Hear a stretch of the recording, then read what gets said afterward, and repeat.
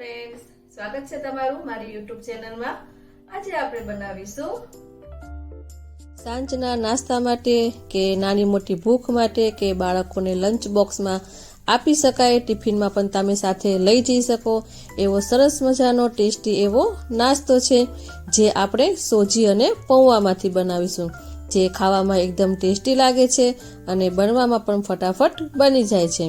તો તેને આપણે કેવી રીતે બનાવવો તે હું તમને આજે બતાવીશ। તો ચાલો સ્ટાર્ટ કરીએ આજની રેસીપી। સૂજી પોહા બાઇટ્સ બનાવવા માટે આપણે એક બાઉલ લઈશું અને તેની અંદર આપણે 1 કપ પૌવા લઈશું અને તેની અંદર આપણે પાણી નાખી અને તેને બરાબર વોશ કરી લઈશું।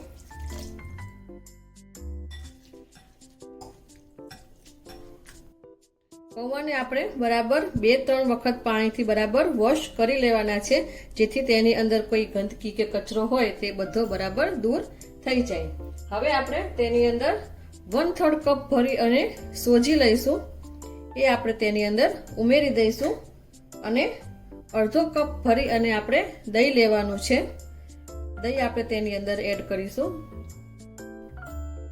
આ બધું મિશ્રણ આપણે બરાબર મિક્સ કરી લઈશું।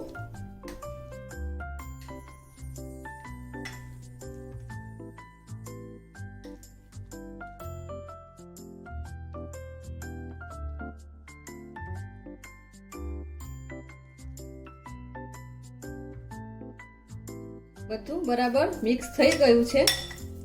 હવે આપણે આને ઢાંકી અને 5 મિનિટ માટે આપણે તેને રેસ્ટ આપવાનો છે। તો આપણે હવે આને ઢાંકી અને 5 મિનિટ માટે સાઈડમાં મૂકી દઈશું। 5 મિનિટ રેસ્ટ આપ્યા પછી આપણે તેને ઓપન કરીશું। હવે આપણે તેની અંદર સ્વાદ પ્રમાણે થોડું અડધી ટીસ્પૂન જેટલું આપણે મીઠું નાખીશું અને થોડી આપણે કોથમરી નાખીશું। હવે આપણે તેને હાથેથી બરાબર મિક્સ કરી લઈશું।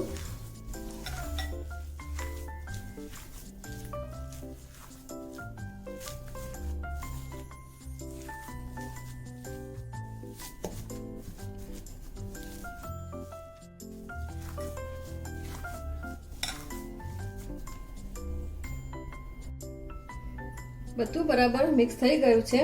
હવે આપણે તેની અંદરથી આ રીતે થોડો ભાગ લઈ અને આ રીતે નાની નાની આપણે આ રીતે બાઇટ્સ આપણે તેની બનાવી લઈશું અને આપણે આ રીતે એક કાણાવાળું વાસણ લઈશું, તેને આપણે ઓઇલથી ગ્રીસ કરી લઈશું અને આ ટિક્કી આપણે આ રીતે તેના ઉપર મૂકતા જઈશું। તો બધા મિશ્રણમાંથી આપણે આ રીતે નાની નાની આવી ટિક્કી વાળી લઈશું અને રેડી આપણે કરી લઈશું। આપણા પોહા અને જે સોજી છે એ ફૂલીને સરસ થઈ ગયા છે રેડી, એટલે આપણી ટિક્કી એકદમ સરસ વળે છે। જો તમારા હાથમાં ચોંટતું હોય તો તમારે થોડો ઓઇલથી ગ્રીસ કરી લેવાનો અને એ રીતે આપણે બધી ટિક્કીને વાળીને રેડી કરી લેવાની છે। તો તમે જોઈ શકો છો કે આ રીતે મેં બધી ટિક્કી વાળીને રેડી કરી લીધી છે। હવે આપણે એક સ્ટીમર રેડી કરીશું। મેં આ ટિક્કીને સ્ટીમ કરવા માટે એક વાસણમાં પાણી ગરમ કરવા માટે મૂક્યું હતું અને તેની ઉપર આપણે આ રીતે ટિક્કી બધી મૂકી દઈશું।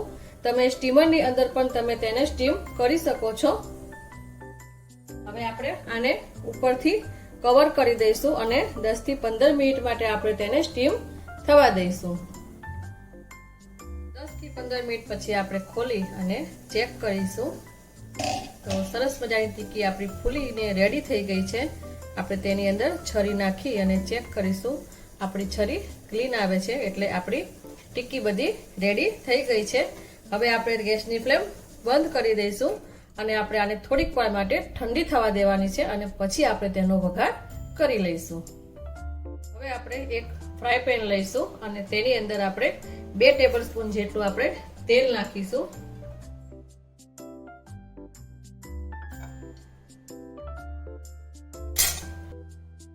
તેલ ગરમ થાય એટલે તેની અંદર આપણે થોડી રાઈ નાખીશું, થોડું આપણે જીરું નાખીશું, 1/4 ટીસ્પૂન જેટલી આપણે હિંગ નાખીશું, થોડા આપણે તલ નાખીશું,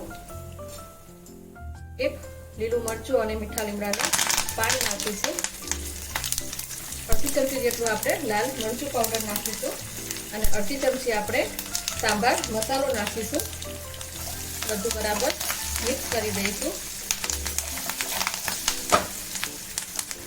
હવે આપણે તેની અંદર જે ટિક્કી બનાવી રાખી હતી તે આપણે તેની અંદર એડ કરી દઈશું.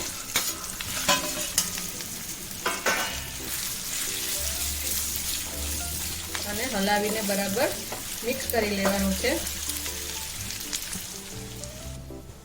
થોડું આપણે ઉપરથી મીઠું નાખીશું અને થોડા કોથમીરને આપણે સમારી અને તેની અંદર ઉમેરી દઈશું. બધું બરાબર મિક્સ કરી લઈશું.